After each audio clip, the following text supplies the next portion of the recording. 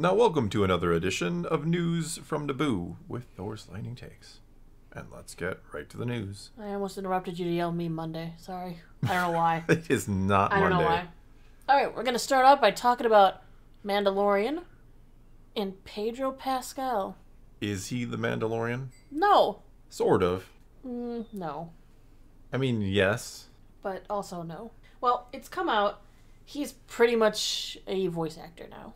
But it did start out with him in the suit more. Yeah. Like 2 seasons ago. Yeah. So he did a roundtable interview with Hollywood Reporter where he did in fact confirm that he's just voice acting. I mean, it's not saying he's never on the set, but he didn't do any in-person shooting this season. Well, I mean, the helmet never came off this season, so... Which is unusual. You would have thought, we got a helmet off in the first season. We get it off a couple times in the second season. And then they're like, nah. No, that's not the way. No, it's not the way when Pedro ain't here. He's busy. He's too busy for us. Yeah. Helmets on, folks. Helmets on. He's got other kids to rescue besides Grogu nowadays. Oh, so sad. So what he said is, there's an extended amount of experimentation being in the suit for a lot of it. And frankly, my body wasn't up to the task as far as, the 4 months of it. But I was in it. I was in it a significant amount, an elastic amount. But now we've figured it out, which is super cool, and amazingly, it gave me the opportunity to be able to go and do something else. I like that he is like, oh, if I'm just a voice actor, I can do other things. Yeah, can record it in maybe a couple days, a whole season. Yeah, and then they just call him, and he can record it in almost any studio. I mean, Disney's got studios all over the place, so you can record it anywhere. They email it over. It's all good. Here's Pedro's lines. There they are. He recorded them. Here's the Mandalorian. I feel like there's something missing from that process, though. I mean, did you there's tell a this chemistry season? You've got to be missing when you can't look at the other person. It's different. Even the voice actors for the shows, a lot of times they record together. I was going to ask. I mean, now that we can look at season 3 and know he probably wasn't in the suit virtually ever, if maybe a couple times, I have no idea for sure. But I didn't really notice that it felt off. No, there might have been a couple of lines that I thought didn't sound quite fitting in with the scene, but nothing overall where I was like, Pedro wasn't in there. I think in all, it's just a disappointment because he gets the lion's share of the credit for this character. Yes. When he didn't do the lion's share of the work. That was going to be my next question. Do you think we take any credit away from... not that you want to say take credit away, but give more credit elsewhere now? They've even talked about it. Brendan Wayne is in the suit most of the time, and Lateef Crowder dons the suit for the most risky action scenes. Those two, I believe, deserve more credit for The Mandalorian than they are currently getting. I tend to agree with that. I mean, Katie Sackhoff, she still gets plenty of credit. She's got a 5-man team, including herself. But she takes the helmet off a lot. We know she's in the armor a good portion of the time. And we can't forget, she's also been a voice actress for this character for a long time. So even if she's doing just voice lines for anything, it's probably going to be a little more sincere than Pedro's. Yeah, I'm not surprised. I don't think this is going to surprise anybody. No, we kind of knew and expected this, but... No, we've talked about this a little before. Yeah, it's but now kind of he's been a joke. pretty much come out and said, season 3 I was a voice actor, getting paid as a full actor, getting all the credit, doing all the interviews. Do you think that changed anything in season 3? Do you think the helmet was supposed to come off at certain points? Do you think this actually alters the plan? Pray it alters no further, but I think it did. You know what would be a better ending to the season is if he takes the helmet off when he's just there with Grogu, right? Do you think that would have made a better scene? Possibly. And I mean, sure, I don't think that's because they couldn't get him on set for even one day. I'm sure if they needed him for one day, they could have got him. But it feels like it probably was impacted. Maybe the whole plot of season 3 was to eventually move away from the helmet rule. Maybe that's why they got to Mandalore so quickly. Maybe. I don't know. It was episode 2. We have rebaptized. We're back in the helmet full time. Yeah, It felt really rushed. Yeah, we've talked a lot about how things probably went wrong with season 3, be that from Disney or the Gina Carano incident or whatever it might be. I mean, maybe they literally on the fly were rewriting this thing because they didn't have Pedro on set the entire time, and they did plan for him to take the helmet off at points. And instead they couldn't, so they made do with what they did, and they're like, okay, well, we have to move this plot point way up Because he's not going to be here to have the helmet Just off. do a whole Pershing episode. They'll never notice. But no, I question that now. Was the point of the season maybe to kind of move these two clans together and have a compromise where the helmets come off? It's hard to say. But now you can't do that because clearly Pedro is never, I mean, not never, but he's never going to be there full time, right? Now that he knows he doesn't have to be? Yeah, so for all we know, he's completely impacted the course of this character. It's like asking remote workers to go back to work when they found that they can do their jobs perfectly well at home. And in some cases better, actually. This is fact, yes. Some people work better on their own time. Others can't handle that. So it's, It's all about balance and structure, and when you find what works, it works. Yeah. No, this is interesting news. Again, not surprising, but that he confirmed it. I think probably confirmed it because he does. I mean, I hope he confirmed it because he wants credit to be given more to Brendan Wayne and Lateef Crowder. I really hope so, because they do a phenomenal job with Yeah. the motion acting, I guess I should say. Yeah, and like I said, I don't look back at the season now knowing this with certainty and think, oh, that scene was terrible because clearly Pedro wasn't there and he didn't nail the lines. I mean, I think you could probably fine-tooth comb, go over it and be like, yeah, that one kind of fell a little flat or that wasn't quite right. But I don't think it was a big problem. Probably not, no. No, but I do think it could have changed the course of the show.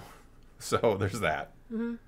Well, let's move on to something that's a bit more fun, a little interesting, I think. I dug up an article talking a lot about what happened 40 years ago. Oh, I know what happened 40 years ago yesterday. Oh? Yeah, my life changed forever. So I don't know if I saw it on the day it came out. I probably didn't see it on the day it came out, to be honest with you. So. Why'd you stop beating around the bush and just say... Oh, Return of the Jedi was released, yeah. Yes, it was released May 25th, 1983. And there's some interesting little facts I found that maybe even you don't know. We shall see. Well, we all know Empire that. Strikes Back came out in 1980. I knew that, yeah. And we had the whole line of Vader telling Luke, I am your father. Then the next movie didn't come out till 1983. In that time in between, there were some wild predictions, which we nowadays are called fan theories. Yes, nowadays there are fan theories, you would say. And even in magazines, apparently at the time they said it, these predictions were boiling down to Vader was lying. Yep. And Luke's father was still out there. Because why would Vader say that? Why? It had 3 years to stew on why Vader said he was Luke's father. Because Obi-Wan says otherwise. Well, we moved to Return of the Jedi, where they switched to the information dump and gave the backstory, more or less, of Darth Vader.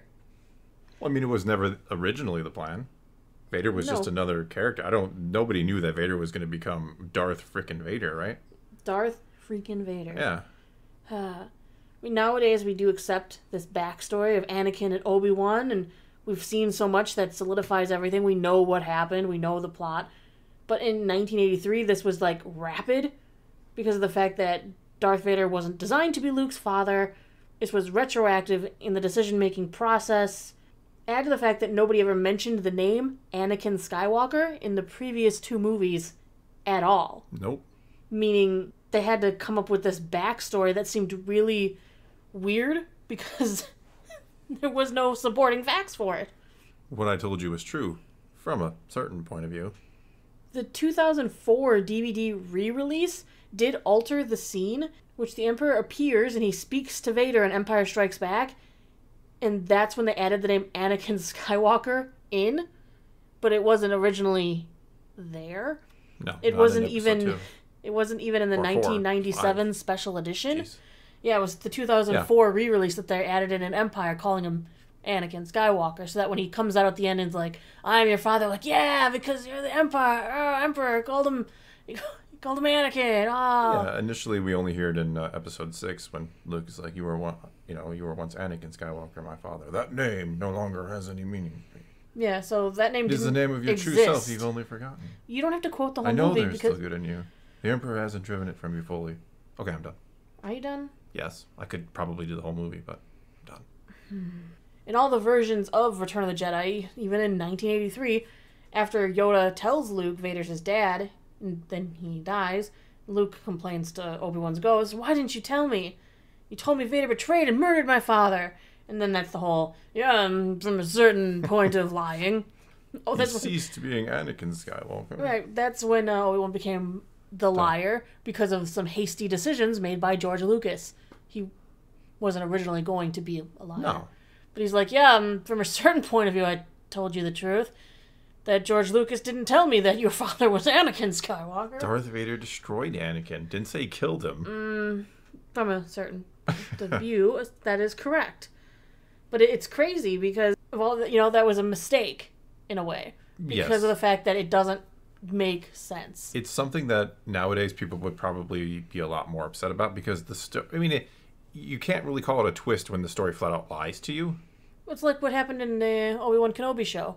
It's twisting things, so now Obi-Wan's even a bigger liar in A New Hope. Yeah, well, they just make that all worse, but... He is the biggest liar ever! I mean, you could have a character lie, but generally, if you're going to have a character lie, it gets revealed, and we know it, like, relatively soon. You don't, like, kind of wait a couple movies to reveal he lied. Well, and it's funny, because when Vader even says to Luke that the name no longer has any meaning for me, well, it didn't have any meaning for the audience either. No, it doesn't. They're like, okay, oh, his name was Anakin. Well, good for that. They didn't have any references to it prior. No. So well, I mean, we learned what Darth Vader's real name is. It's interesting in itself. Right. But I know what you're saying. It doesn't like mean any. No, I the audience it means something meant now that nothing you've seen, to them. Now that you've seen the prequels, yeah, now it means a heck of a lot more. But back then it's like, oh, his name's Anakin. Cool. I just thought it'd be fun on the 40th day after, I should say, the 40th anniversary of Return of the Jedi, that we can think back on some of the just strange and bizarre things that happened in the movie because of the changes to the plot. Yeah, because the story was... How many people went into Return of the Jedi way back in the day going, here it comes, guys. Vader lied to him. We're going to see that Vader... Wait, he is his dad? How is that possible? So Obi-Wan's the bad guy. Wait, did that mean those two are really siblings and they really... Wait a minute. Well, that we had no clue going into... I mean, there's a hint because...